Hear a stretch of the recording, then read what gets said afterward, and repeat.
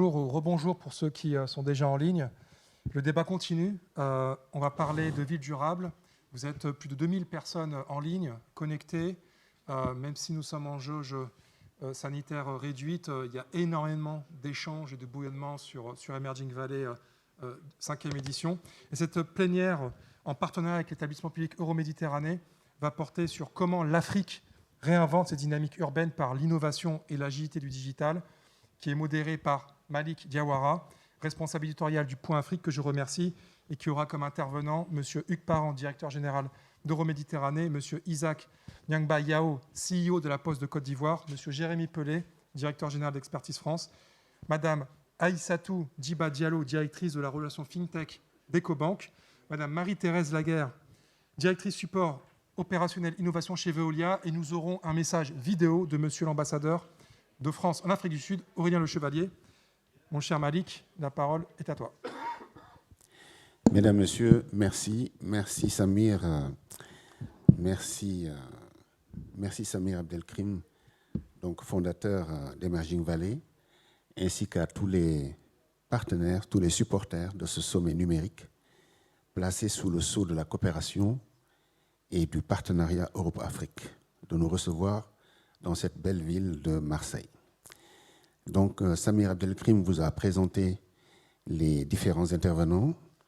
Nous allons attaquer tout de suite le cœur du sujet. Je vous rappelle la thématique. Comment l'Afrique repense et réinvente ses dynamiques urbaines par l'innovation et l'agilité du digital.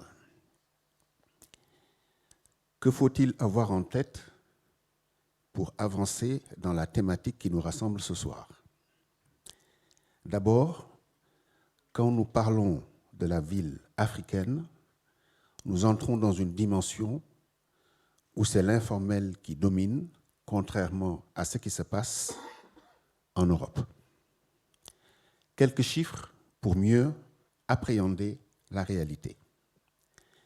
L'informel représente entre 25 et 65% du produit intérieur brut des pays africains. 30 à 90% des emplois dans les pays africains sont dans l'informel. D'ici 2030, la population des villes africaines dépassera celle des zones rurales. La conséquence de ce phénomène se cristallise sur plusieurs points. D'abord, une forte capacité d'adaptation des populations, une forte résilience de ces mêmes populations, un véritable défi de gouvernance pour les responsables de ces villes, car il faut non seulement être capable de mettre à portée des services collectifs, mais il faut aussi les fournir en quantité suffisante. La logique est qu'il faut réfléchir à des formes alternatives et innovantes de gestion. Au regard de ce qui a été observé sur le terrain, la technologie digitale peut en être un allié, car, ayant montré qu'elle pouvait structurer et rendre vivable, je dis bien vivable, l'informel, générer des revenus, récupérer des gisements de croissance et lever des freins à l'investissement. Alors, je vais me tourner vers Hugues Parent, dont l'organisme a une expérience dans la nécessité de repenser et de réinventer les dynamiques urbaines à partir d'observations des villes du Sud. Pouvez-vous nous en parler? Oui, merci. Alors, vous en parlez d'abord, c'est remercier tous ceux qui sont dans cette salle, les plus téméraires, mais aussi saluer tous les internautes qui sont en train de suivre cette conférence, bien souvent assez éloignés d'ailleurs, leur préoccupation de la question de la ville. Et pourtant, notre objectif en soutenant depuis le premier jour Emerging Valley et en faisant en sorte que nous puissions aller à la rencontre des start-upers africains, c'est essayer de faire comprendre une chose très simple. L'Afrique a des besoins considérables de restructuration urbaine, de travail sur la ville. La valeur qui peut y être produite grâce notamment aux nouvelles technologies est considérable. Et j'ai trop rencontré de jeunes start-upers africains qui avaient fait des trucs absolument extraordinaires et qui venaient en Europe en essayant de chercher des marchés en Europe alors que le marché est chez eux. accessoirement, le fait de travailler chez soi, ça a une vertu, c'est que l'argent reste en Afrique. Donc nous avons décidé de soutenir non seulement Emerging Valley, mais de traiter la question de la ville à travers ce type de conférences plénières. Et Samir Abdelkrim a été évidemment très moteur dans cette décision également. Alors vous prenez la question de la ville par un biais qui est pour un esprit occidental, en tout cas tout à fait étonnant, puisqu'il s'agit de parler de la ville informelle. Vous savez que depuis un siècle et demi, c'est-à-dire depuis la révolution industrielle, et le baron Haussmann a été le héros de cette transformation urbaine, en Europe en général, on cherche à éviter de plus en plus la ville informelle. Toute la construction de la ville au 19e et au 20e a été de supprimer la ville informelle pour des raisons à la fois économiques, pour des raisons politiques, pour des raisons de santé publique. Enfin, on se souvient de ce qu'était Paris au pied du Pont-Neuf avant l'arrivée du baron Haussmann, c'est pas très loin. C'était une économie et une ville totalement informelle. C'était au plein cœur de Paris. Voilà. Donc, la marche de l'Occident, si j'ose dire, et les États-Unis n'y ont pas échappé, ça a été d'éradiquer le plus possible les espaces urbains informels. Quand on voit ce qui s'est passé à Pékin avec les Hutong récemment, c'est exactement la même chose. Comment éliminer les villages qui faisaient le charme de Pékin, mais qui étaient d'économie totalement informelle. On voit bien que cette marche est inexorable au fur et à mesure que les pays progressent sur le plan économique. Et on peut imaginer que l'Afrique n'y échappera pas. D'ailleurs, pendant 40 ans, elle a été, pour partie, traitée avec des idées qui étaient de l'urbanisme formel. Mais il y a un élément complètement nouveau. 2 éléments. D'abord, l'Afrique a à faire face à un phénomène qui n'a rien à voir avec celui qu'on connu, y compris pendant les grands exodes ruraux des années 1850-80. Elle a affaire à un phénomène démographique qui est absolument sans précédent. Premier point. Avec donc tout ce que ça veut dire, de la jeunesse, la créativité, le loop qui a permis de sauter le téléphone pour arriver au terminal et ainsi de suite. Et puis elle a un deuxième élément, c'est que cette croissance démographique est largement liée à un exode rural. Il y a eu la première dose qui était la démographie tenant à l'Afrique, et puis il y a une deuxième dose qui est le réchauffement climatique, qui fait qu'il y a inexorablement un exode vers les villes, qui fait que toutes les villes africaines vont doubler de volume, de population d'ici 30 ans. Et si je te parle de ça, c'est parce qu'on peut se dire que ce qui menace l'Afrique, c'est le chaos urbain. Et on peut en avoir une petite idée quand on va à Lagos ou quand on va dans les banlieues d'Abidjan. Néanmoins, le fait qu'il y ait un autre élément complètement différent de ce qui s'est passé avant, qui est la tech, qui est la capacité d'atteindre des gens là où ils se trouvent et non pas simplement là où on leur demande d'être. Habiter là, aller acheter là, aller travailler là, et la variable d'ajustement sera la voiture ou le transport. La tech permet de surmonter tout ça. Et la question qui se pose aujourd'hui, c'est comment faire en sorte qu'avec le continent le mieux équipé de terminaux, smartphones et autres, avec la capacité de toucher le plus de monde par ce biais-là que jamais en Occident on n'a rêvé en toucher, y compris aujourd'hui. Comment profiter de cette ressource pour faire en sorte qu'enfin on transforme la ville informelle africaine, non pas telle qu'elle est aujourd'hui, mais telle qu'elle pourrait être demain, en valeur positive, productrice de valeur, productrice d'échanges, productrice de créativité.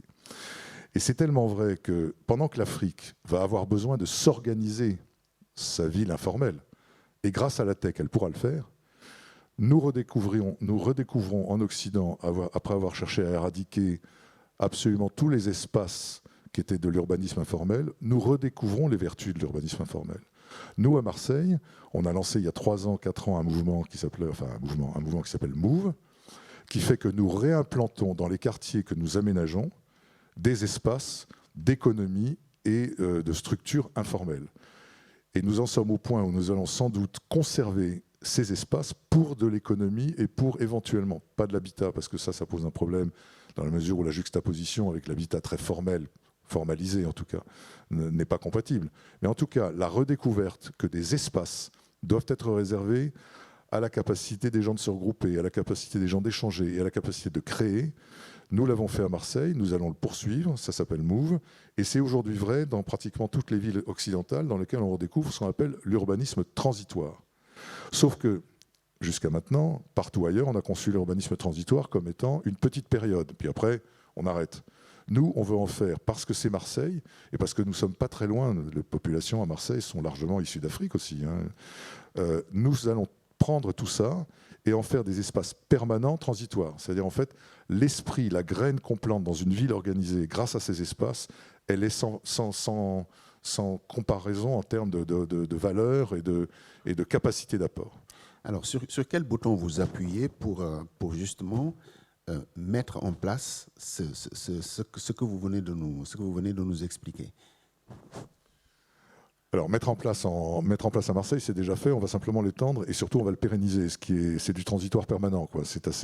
Donc, c'est un peu compliqué à comprendre, mais ça veut dire que, notamment pour des petites boîtes de start-upers, venir pour pas grand-chose, se mettre dans des communautés et insuffler à la ville des gens qui vont travailler tous les jours, insuffler à la ville ce grain de folie et ce grain de rapport humain différent, pour nous, c'est fondamental. Sur l'Afrique, où nous avons quand même commencé à développer une expertise assez forte, la première des expertises que nous essayons de faire valoir face à des interlocuteurs africains, décideurs ou éventuellement dans le monde économique, c'est la preuve que nous avons su adapter le modèle méditerranéen dans un pays qui, vous le savez, est très centralisé et normalisé. Et par conséquent, il a fallu des années, et aujourd'hui c'est totalement accepté, pour qu'on considère que l'urbanisme méditerranéen en soi existe en France. Et bien évidemment, il est non pas exportable tel quel, mais cette capacité à comprendre le contexte dans lequel on est, elle est fondamentale. Et ce que nous disons à nos amis africains, c'est nous n'allons pas vous vendre un Euromède partout, mais simplement au moment où vous réfléchissez à la ville, vous avez un certain nombre de dimensions. La démographie, l'étalement urbain qui est le vôtre, l'habitat informel, les jeunes et la dotation par habitant considérable de capacité de communiquer. Avec ça, nous sommes capables d'adapter un modèle urbain parce qu'on l'a fait à Marseille, dans le contexte marseillais. On est capable de le faire à Dakar et on est capable de le faire à Abidjan ou ailleurs, dans la mesure où nous véhiculons l'idée qu'il n'y a pas une Afrique urbaine. Il n'y a que des Afriques urbaines, dépendant du contexte qui est le leur. On n'a pas les mêmes besoins à Dakar qu'on a que par exemple à Cotonou ou quelque part au Rwanda. Donc notre capacité de comprendre ce qui se passe, de tenir un projet de long terme, d'être le gage de confiance pour les décideurs publics et de faire en sorte qu'à la fin, on ait pensé d'abord aux gens et pas à la ville, ça, c'est ce qu'on a montré à Marseille et c'est ce qu'on veut faire ailleurs. Donc, ça paraît curieux de vendre cette idée, mais pourtant, quand vous allez dans les villes africaines, vous verrez qu'il y a des restes d'un passé aujourd'hui qui est en train doucement d'être submergé, issu de la colonisation, issu de tout ça, mais il y a des villes très normées en Afrique. Vous avez des cœurs de villes qui sont encore très normés. Et en fait, ça devient des lieux d'habitat informel. Donc c'est bien la preuve qu'on ne chassera pas l'habitat informel d'Afrique. Donc il faut faire avec. Et la tech nous apporte une réponse. C'est vrai que quand on regarde les villes africaines,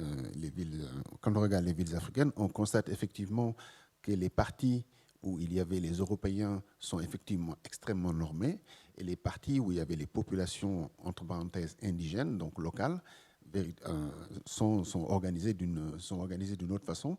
Et dans les pays du Maghreb, on dit Médina, mais à Dakar aussi, par exemple, il y a un quartier qu'on appelle Médina, c'est-à-dire qui a un autre souffle que le souffle occidental, qui a été celui de la construction des villes, de grandes villes comme Dakar, etc., Abidjan, etc. Merci, Oukpara. Je vais me tourner vers Marie-Thérèse Laguerniaï.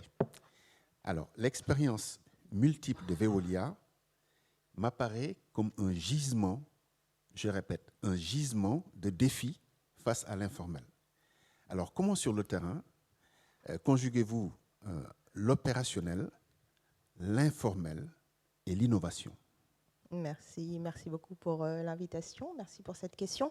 On pourrait penser en fait effectivement que l'informel va impacter ou quelque part dérange nos activités. Elle les rend plus complexes, je ne le nie pas. Mais la réalité, c'est que cette informalité dont on parle ne veut pas dire qu'il y a une irrationalité dans ça. C'est un informel qui appelle une autre rationalité, différente de la rationalité telle qu'elle est perçue en France ou en Occident, mais c'est une rationalité. Alors, dans les usages, ou en tout cas dans le développement de nos services, qui sont des accès aux services essentiels, on le rappelle tout le temps, c'est l'accès à l'eau, c'est l'accès à l'énergie, c'est l'accès au traitement des déchets. C'est aussi ce qui structure une ville, un développement économique, c'est ce qui permet un mieux-être des populations. Nous, on réfléchit effectivement à de nouvelles approches sur l'Afrique, c'est une de mes missions, et je pense qu'il faut réfléchir probablement à des unités plus décentralisées, plus mobiles. Et Hugues le disait, on a des développements aujourd'hui de cités, de quartiers qui deviennent des méga-quartiers, qui sont très spontanés. Et en fait, on ne sait pas pourquoi, tout d'un coup, un quartier devient ce qu'il est. Vous connaissez un peu Dakar, moi j'y suis née, j'ai grandi. J'ai grandi au Point E, qui avant était un quartier extrêmement résidentiel. Zéro immeuble. Aujourd'hui, ça devient un quartier d'affaires.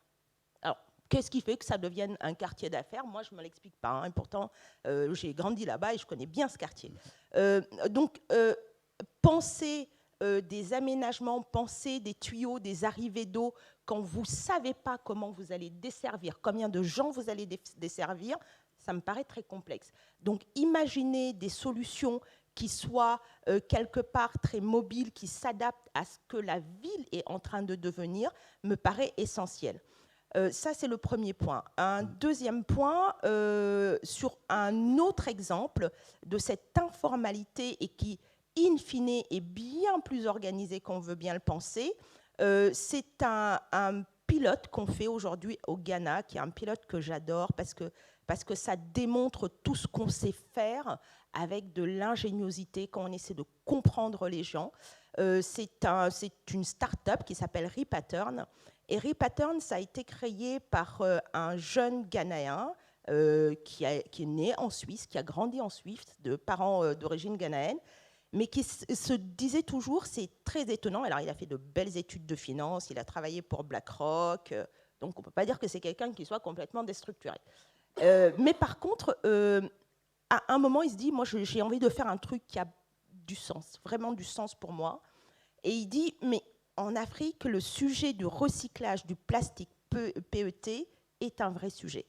Et comment on peut l'opérer, comment on peut faire en sorte de contribuer à régler ce problème.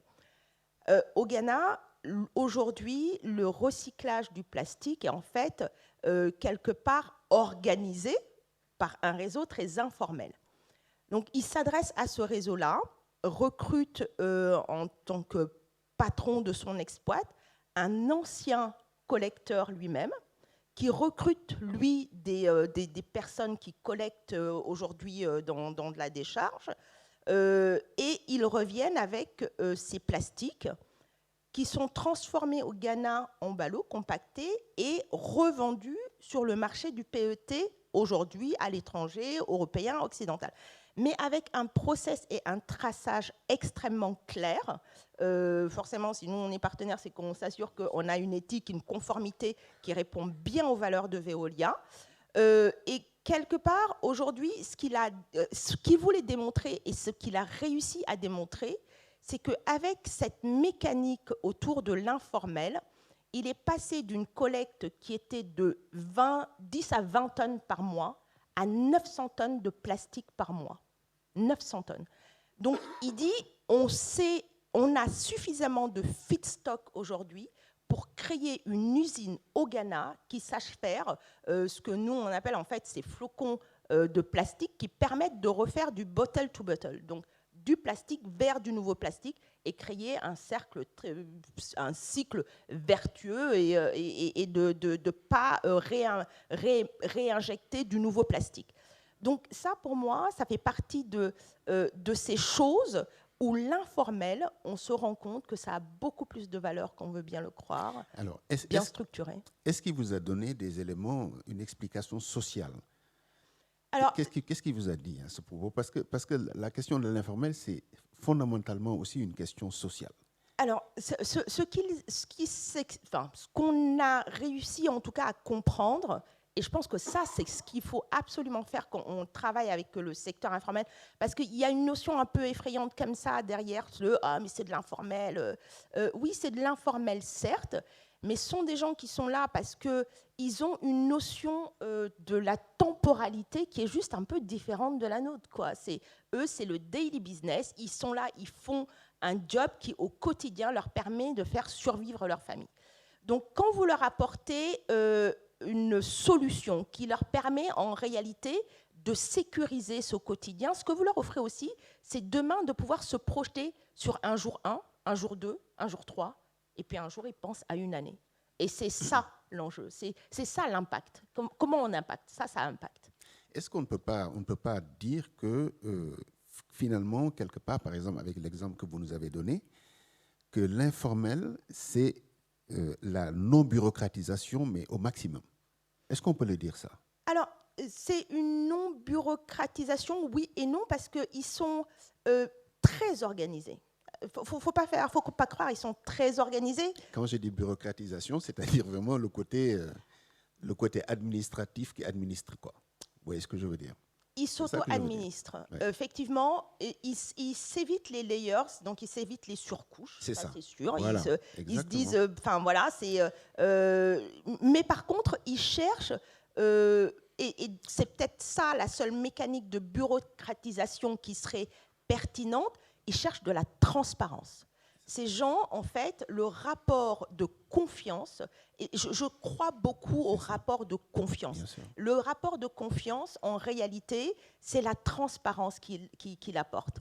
Et là, le digital répond à ces enjeux de transparence, répond à ces enjeux de je sais comment tu es payé, je sais quand est-ce que tu es payé, toi, l'intermédiaire, et je sais quand tu dois me rémunérer. Mais aussi, on peut ajouter, je sais que tu vas me payer. Et puisqu'on est dans un environnement Absolument. où la corruption est extrêmement importante. Et je sais que tu vas me payer, et je sais combien tu dois me payer. Effectivement, je pense que là, c'est vraiment le digital qui le permet.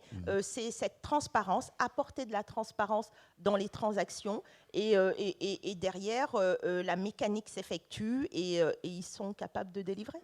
Quand on regarde, par exemple, les structures informelles financières, on se rend compte que l'élément personnel est extrêmement important. L'affectio personnelle est vraiment extrêmement important, c'est-à-dire que ce sont des personnes qui viennent soit des mêmes quartiers, soit des mêmes groupes ethniques, soit des mêmes régions. Est-ce que quelque part le ressort de l'informel ne se situe pas sur ce point-là? Et est-ce que ce n'est pas sur ce point aussi qu'il faut réfléchir à travers, pour trouver des solutions, y compris avec les innovations? En tout cas, je ne saurais pas aller dans cette généralité. Ce que je sais faire, c'est revenir à ce pilote-là en particulier et qui rejoint ce que vous dites. Ce qui permet d'avoir ce feedstock, c'est que les collecteurs sont issus de ces territoires, ils sont issus de ces quartiers, ils savent ce qu'ils vont chercher, où ils vont le chercher et pourquoi ils y vont. Et quelque part, ils ont leur propre réseau de confiance et c'est une pyramide de réseau de confiance. Je pense qu'il faut marcher à la confiance. Absolument. Merci beaucoup, Marie-Thérèse. Merci beaucoup. Je vais me tourner maintenant vers Jérémy Pellet. Alors, Expertise France bénéficie certainement de la longue expérience de l'Agence française de développement, dont il faut rappeler qu'elle s'appelait au départ la Caisse centrale de coopération économique et qu'elle existe depuis 1945, si mes souvenirs sont bons. Alors, quelle méthodologie avez-vous mise en place pour vous adapter au mieux à cet environnement informel, à aborder à la fois dans la globalité, mais aussi dans sa diversité?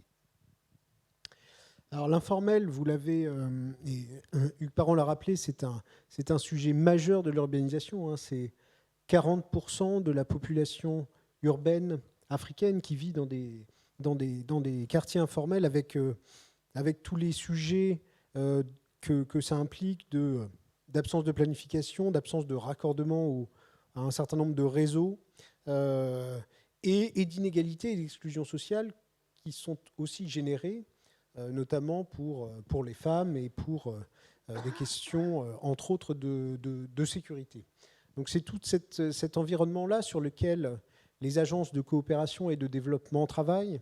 Expertise France, en tant qu'agence de coopération technique internationale, notre rôle, c'est de mettre en place sur le terrain des projets de mobiliser de l'expertise de partout dans le monde pour appuyer, renforcer les politiques publiques, locales, notamment sur ces sujets-là. On intègre effectivement dans quelques jours, au 1er janvier prochain, le groupe AFD, qui a même 80 ans, puisqu'il est né en fait le 2 décembre 1941 avec la caisse de la France libre créée par le général de Gaulle à Brazzaville. Donc ça remonte un peu. Nous sommes une agence beaucoup plus récente dans sa forme actuelle, mais qui bénéficie effectivement de ce grand réseau de l'AFD. Pour en revenir au sujet, le sujet est vraiment intéressant, le croisement entre l'informel et le numérique, et ce que les perspectives du numérique apportent sur la manière dont on peut gérer ce sujet des quartiers informels. Pour moi, il y a trois dimensions qui sont intéressantes. La première, c'est comment on peut utiliser le numérique pour renforcer les politiques publiques locales et mieux insérer les quartiers informels dans le dispositif urbain et comment utiliser le numérique pour renforcer les collectivités locales elles-mêmes, la perception de leurs ressources financières, puisque qui dit ressources publiques locales, grâce à la digitalisation, dans des conditions d'ailleurs de perception meilleures, avec plus de transparence aussi que ce qui existe, dit aussi moyens financiers pour intervenir au niveau local pour développer ces quartiers. Travailler aussi sur la planification territoriale et comment est-ce qu'on peut mobiliser l'expérience de nombreux acteurs présents sur ce sujet-là et l'expérience d'acteurs comme Euroméditerranée d'ailleurs sur ce sujet. Donc ça, c'est la première dimension. Il y a une deuxième dimension qui est aussi comment faire en sorte qu'on puisse mobiliser le numérique pour faire en sorte que les habitants des quartiers informels s'approprient leur quartier et se développent eux-mêmes leur propre demande de besoins et de services. Et là, nous avons avec l'AFD plusieurs exemples de projets visant à mobiliser les acteurs de ces quartiers pour créer des projets locaux, des micro-projets locaux, mais qui peuvent ensuite favoriser le développement local et une bonne appropriation aussi de ce développement à travers les pépinières urbaines qui ont pu être mises en place à Tunis, à Abidjan ou dans certains quartiers de Dakar. Et puis il y a une troisième dimension qui est évidemment très importante, qui est celle de la création d'entreprises dans ces quartiers informels, et notamment grâce au numérique. Nous avons ici à Emerging Valley aujourd'hui la chance d'avoir une trentaine de représentants de start-up venant de deux programmes que nous menons chez Expertise France, l'un en Tunisie, Innovi, l'autre pour mobiliser les créateurs d'entreprises de la diaspora qui veulent créer des entreprises en Afrique, Meet Africa. Et ce qui est intéressant, c'est que dans ces deux programmes, nous avons des entreprises qui créent de la valeur sur l'urbain et sur l'informel à partir de ce qui peut se valoriser. Il y a plein de choses. On a parlé des déchets, le traitement des déchets, la valorisation des déchets, le recyclage. Je discutais tout à l'heure avec un entrepreneur qui recycle les masques pour en faire du PET et ensuite faire des mobiliers pour les écoles. On a évidemment l'accès à l'eau, mais qui est différent d'un accès à l'eau très structuré, avec des réseaux très, très complexes. On sait que dans les quartiers informels, l'accès à l'eau va être différent. On va être sur des modèles où on paye exactement la quantité dont on a besoin, mais au fond, c'est aussi un moyen de valoriser exactement la ressource dont on a besoin. L'accès à l'énergie, bien sûr, autant de ressources sur lesquelles, finalement, des entrepreneurs peuvent trouver des solutions plus rapides, plus agiles, en complément aussi d'une planification qui doit venir, parce qu'au fond, moi je n'oppose pas des quartiers bénéficiant de réseaux bien structurés à des quartiers informels en dehors de tout réseau structuré. À la fin, des questions d'égalité, d'accès aux services publics de base font qu'il faut aller vers une généralisation progressive de l'accès. Mais on sait que ça va prendre beaucoup de temps dans un continent où l'urbanisation se développe à une vitesse extrêmement importante. Et donc, de toute façon, les services publics seront toujours à la course de cette urbanisation. Et donc, quelque part, il faut essayer d'encourager cette autogénération de création de services, grâce notamment à l'entrepreneuriat. Merci beaucoup. Merci, Jérémy Palais. Alors, nous allons nous adresser à Aïssatou Djiba Diallo. Aïssatou Djiba Diallo, qui normalement est donc par visio. Est-ce qu'on peut la voir? Elle entend? Vous entendez? Moi, je vous entends très bien. Oui. Je ne sais pas si vous m'entendez. Bonjour, Madame Aïssatou Diallo. Bonjour, Djiba Madame Diallo. Aïssatou Diallo. Bonjour aussi, Isaac Nyambayao. Alors, Aïssatou Djiba Diallo, Ecobank est forcément confrontée dans sa clientèle à des acteurs informels. Ma question est la suivante. Comment s'y prend-elle pour répondre à leurs besoins spécifiques dans l'environnement de contraste qu'est la ville africaine? Alors, bonjour déjà. J'espère que vous m'entendez bien. Nous vous entendons très bien. Il y a une espèce d'écho. Peut-être qu'il faudrait que j'enlève mon micro. En tout cas, nous vous entendons très bien. Et nous sommes désolés. J'espère que vous m'entendez. Nous vous entendons très bien, Madame Diallo. Très bien. Si. Très bien. OK. Très bien. Donc, merci. Merci. Vous l'avez dit, je suis Aïssatou Djiba Diallo. Je suis la directrice des relations FinTech pour Ecobank, qui est un groupe panafricain qui est présent sur plus de 33 pays en Afrique, avec des bureaux de représentation également en France, en Angleterre, à Dubaï et en Chine, et bientôt dans d'autres pays. Et nous voulons être la banque panafricaine par excellence. C'est vraiment le but d'Ecobank. Donc, avant de répondre à la question de ce que nous apportons comme solution, ou en tout cas dans le contexte des villes informelles dans lesquelles nous opérons tous les jours, j'aimerais vraiment redonner en fait le contexte africain qui est un contexte très très important.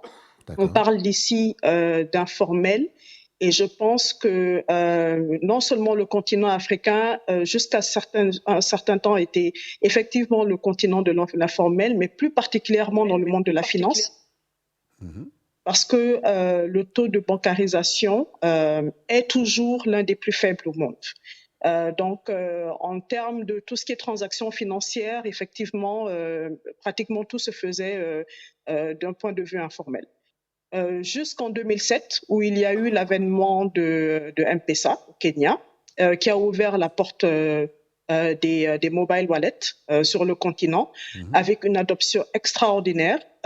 Donc, on a tout de suite vu l'émergence de nouvelles solutions digitales dans le monde du paiement en Afrique, comme ça s'est fait nulle part ailleurs. Moi, j'aime bien dire que pour une fois, le continent est leader dans un domaine et on est leader dans le domaine de la fintech. Il faut le reconnaître parce que aujourd'hui, en Afrique subsaharienne, en fait, on détient plus de 50% de la totalité des mobile wallets dans le monde et chaque mois, plus de 13 milliards de dollars de transactions sont faites via ces mobile wallets-là. Donc, c'est la preuve qu'en utilisant la technologie, en fait, on peut passer d'un domaine très informel à quelque chose de très, très formel.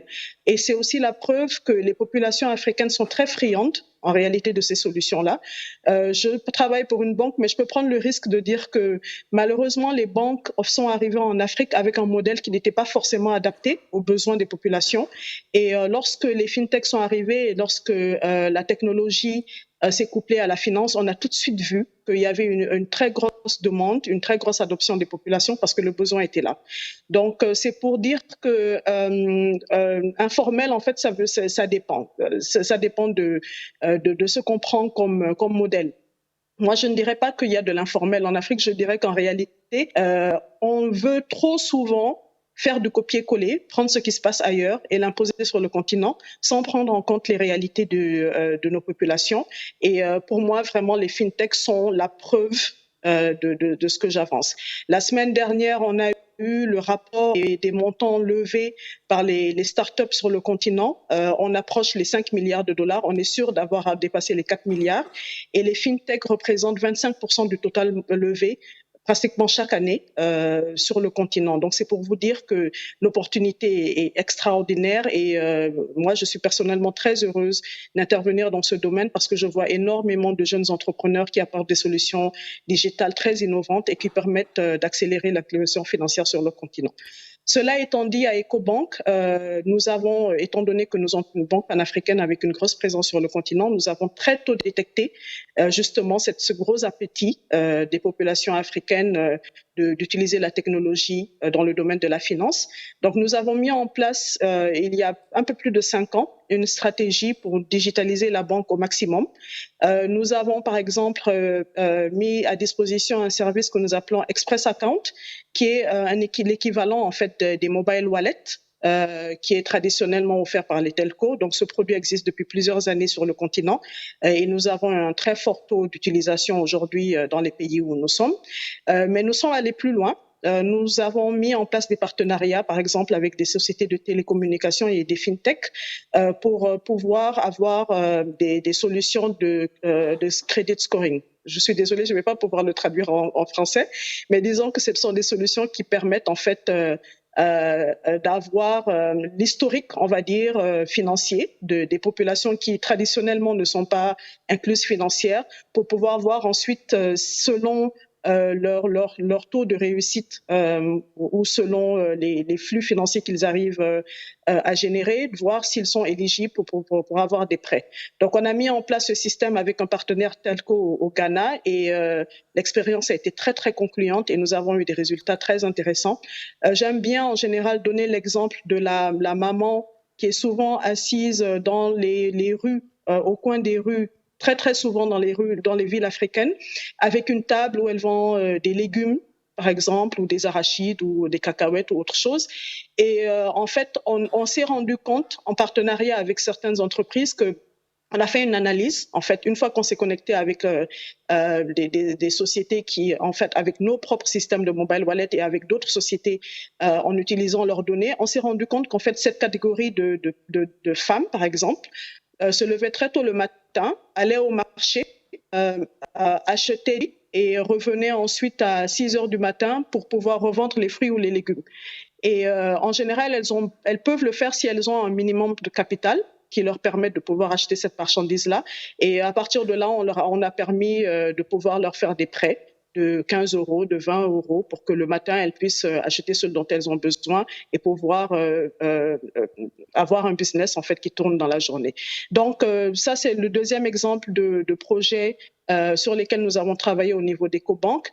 Le projet qui me tient à cœur et qui est très, très important pour la banque, c'est que nous voulons devenir une banque plateforme parce que nous avons vraiment compris que les fintechs sont les mieux outillés pour pouvoir fournir des services adaptés aux besoins des populations. Et donc, ce que nous faisons, c'est qu'à EcoBank, nous avons mis en place une plateforme qu'on appelle un sandbox, qui est un espace sécurisé, à partir desquels les différentes sociétés qui innovent dans le domaine de la finance peuvent se connecter, utiliser nos services pour permettre l'ouverture de comptes digitales, pour permettre des paiements digitaux, pour permettre à ces populations de pouvoir retirer de l'argent dans nos GAP, par exemple, sans forcément avoir un compte avec EcoBank. Et ça, c'est un projet que nous avons commencé il y a 1 an. Et nous comptons vraiment continuer sur cette lancée et permettre au maximum d'entrepreneurs africains d'utiliser notre expertise sur les 40 années que nous avons passées sur le continent et d'utiliser notre infrastructure pour pouvoir fournir plus de services digitaux aux populations africaines qui en ont vraiment besoin. Merci beaucoup Aïssatou Djiba Diallo. Maintenant, je me tourne vers Isaac Nyamba Yao, parce que le temps est en train de tourner. La première chose à laquelle on pense quand on voit la poste, c'est l'adressage. Alors, je suis désolée, je ne sais pas si vous me parlez ou pas. Pardon? Oui, maintenant j'entends. Ah, vous m'entendez, ok. Donc, je disais donc à Isaac Nyamba Yao que la première chose à laquelle on pense quand on voit la poste, c'est l'adressage. Alors, comment conciliez-vous cette mission et d'autres que vous y ajoutez, j'imagine, avec les nouveaux outils numériques? La poste en Afrique, dans un environnement informel, ça veut dire quoi? Merci. J'imagine que vous m'entendez aussi, parce que Nous je dois avoir le même vous problème entendons très bien euh, et il nous reste 8 minutes.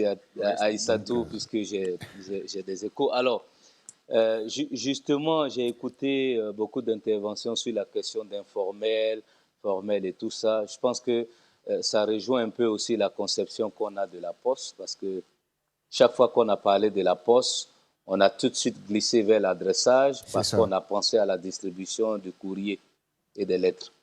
Donc c'est justement ça aussi, c'est qu'on a systématiquement ces quelques clichés-là, parce qu'on a collé l'informel à ce qui est classique ou qui avait l'habitude de fonctionner, alors que la Poste aujourd'hui, en Afrique, va beaucoup s'appuyer sur l'informel parce que c'est une grosse opportunité pour nous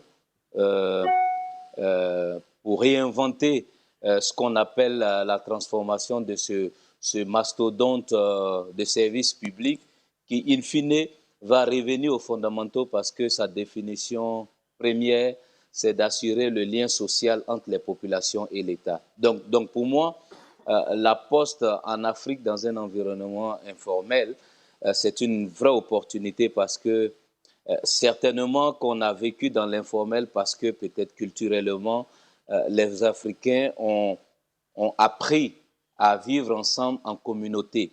Bon, bien évidemment, peut-être qu'il y avait le manque d'un certain nombre de choses, mais cette façon de se mettre en communauté est une opportunité pour un opérateur postal parce que si je rallie la technologie ou le digital, c'est une opportunité pour moi d'envoyer des solutions aux communautés parce que justement, un des grands avantages du digital, c'est qu'on est capable d'impacter la vie des communautés ou de disrupter une solution parce qu'elle est adressée à une communauté. Donc, regarder l'informel est au contraire quelque chose qui nous a permis, nous, de dire, in fine, parce qu'on est dans un environnement informel, il faut que la Poste se définisse comme une grande start-up nationale, mais qui va participer à créer un écosystème des start-up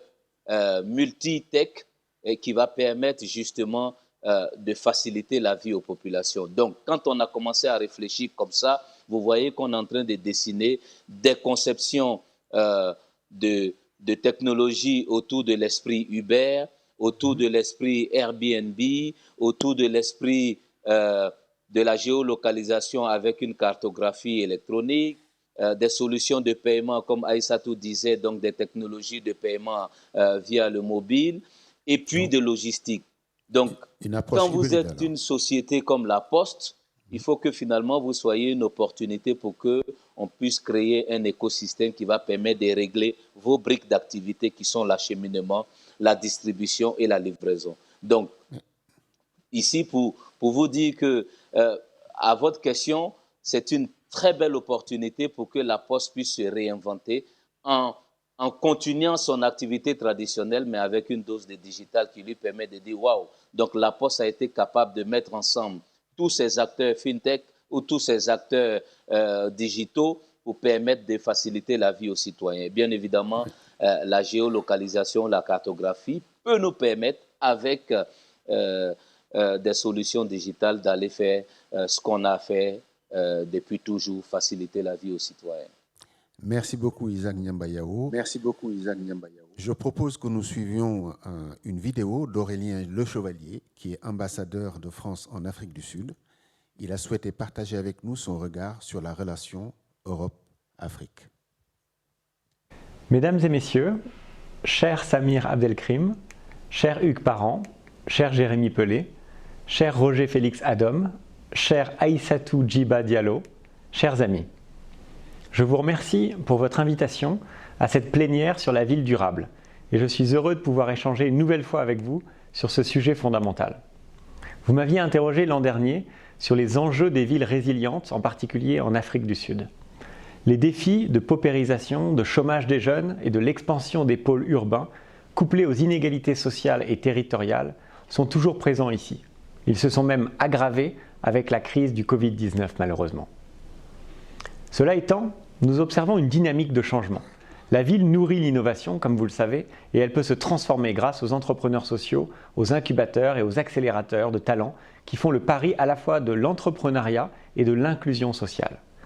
C'est le parti pris par un incubateur comme Chimolorong en Afrique du Sud, qui permet à de nombreuses startups des industries culturelles et créatives de prendre leur envol. Chimolorong, que nous soutenons, a fait le choix de s'installer en plein centre-ville, dans le CBD, encore déshérité de Johannesburg, car c'est justement là que se trouvent les talents, les créativités et les ressources pour transformer le tissu urbain. La transformation des villes est d'évidence un sujet central. L'enjeu est de mieux comprendre comment la ville pourra être un carrefour d'innovation, que ce soit en Afrique ou en Europe. Il faut voir également comment il conviendra d'accompagner et d'accentuer ces dynamiques porteuses dans les mois et les années qui viennent. En ce sens, Marseille et le pourtour méditerranéen sont un cas emblématique où les villes peuvent être un lieu de bien-être, de création et d'innovation, notamment grâce à l'entrepreneuriat. Ce sont des sujets et des axes de réflexion dont vous devrez vous emparer dans vos travaux. Je sais que vous êtes très engagés pour cela. Et de l'autre bout du monde, de l'autre côté du monde, ici en Afrique du Sud, nous regardons avec grand intérêt ces nouvelles dynamiques méditerranéennes. En un sens, nos villes font face aux mêmes défis et c'est bien grâce à l'entrepreneuriat qu'elles pourront devenir des villes véritablement durables et inclusives. Je salue ici le travail d'aménageurs de l'établissement Euro-Méditerranée qui œuvre précisément à cette co-construction de l'innovation urbaine. À Marseille et sur les deux rives de la Méditerranée, avec les collectivités territoriales, avec les startups, avec l'État, la France a de nombreux atouts. Elle dispose également d'instruments de soutien à l'innovation urbaine. À ce titre, un programme tel que Made Innovante, qui associe start-up, TPE, PME et grands groupes, permet d'esquisser des solutions inclusives, séduisantes pour la ville durable de demain. À nous de jouer maintenant pour faire converger toutes ces dynamiques. Merci à toutes et à tous et bon débat. À bientôt. Merci beaucoup, Monsieur l'ambassadeur. Au regard des développements des uns et des autres, on voit que le chantier de la cohabitation ville informelle avec la révolution numérique est un vaste programme.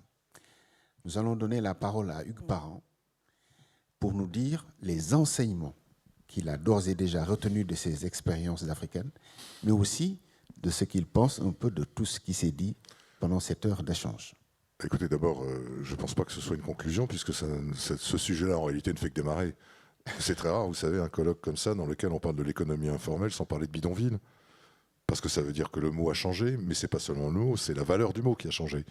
Donc je pense que pour les aménageurs que nous sommes, d'abord, l'informalité a été, au départ, quelque chose de totalement négatif.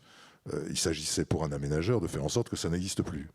Le paradoxe, c'est qu'on est en train de déployer des trésors d'imagination pour que ça revienne, y compris dans des lieux comme Marseille.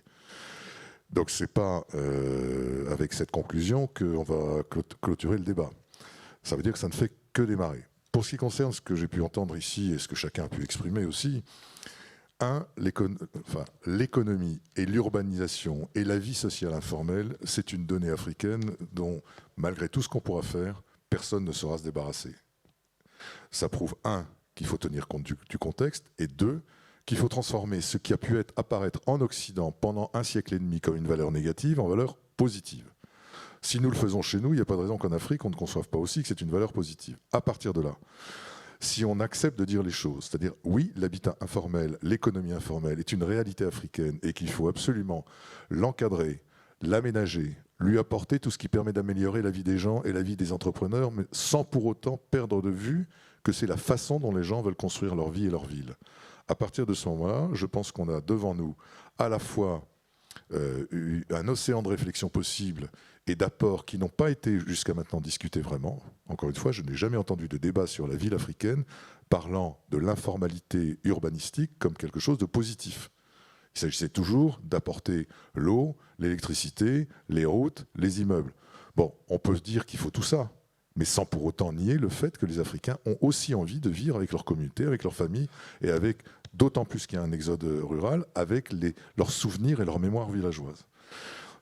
À partir de ce moment-là, comment fait-on pour organiser l'informalité, c'est-à-dire lui réserver des espaces, accepter que ce soit quelque chose de positif, et 2, comment fait-on pour aider les habitants de ces quartiers sans les changer, les entrepreneurs de ces quartiers sans les changer, pour tirer le meilleur de l'informalité. On sait très bien qu'une société très organisée, très administrée, ne produit pas la même valeur qu'une société qui ne l'est pas. Le problème, c'est que les sociétés qui ne l'ont pas ont besoin aussi d'un certain nombre de choses. Donc il faut arriver subtilement à composer les deux pôles. Comment le faire? Eh bien, grâce à des débats comme cela. Mais encore une fois, ils sont encore trop rares. Et moi, mon principal souhait, en tant qu'aménageur, c'est que la petite graine que nous avons plantée à Marseille, les innombrables graines qui se plantent en ce moment en Afrique sur ce sujet-là, parce que j'ai déjà entendu un certain nombre de porte-paroles de l'urbanisation africaine en parler. Mais chaque fois avec une sorte de, voilà, presque de honte, en disant oui, c'est informel, on n'ose pas trop en parler. Si, au contraire, il faut qu'on en parle pour mieux l'organiser et pour faire en sorte que nous-mêmes, nous puissions nous en inspirer d'une part, et d'autre part, qu'on puisse apporter tout ce qu'on peut apporter. Et là, je pense que Jérôme Pelé était tout à fait sur cette ligne-là. Comment faire en sorte qu'en conservant cette âme-là, on arrive quand même à faire face à ce qui peut être quand même un drame urbain en Afrique dans 30 ans. Merci à vous, merci à tous les panélistes, merci à Emerging Valley, merci à Samir Abdelkrim, merci à Marseille de nous recevoir et de nous permettre de débattre de ce sujet dont on vient de dire que ce n'est pas la fin du débat, c'est plutôt le début. Je vous remercie.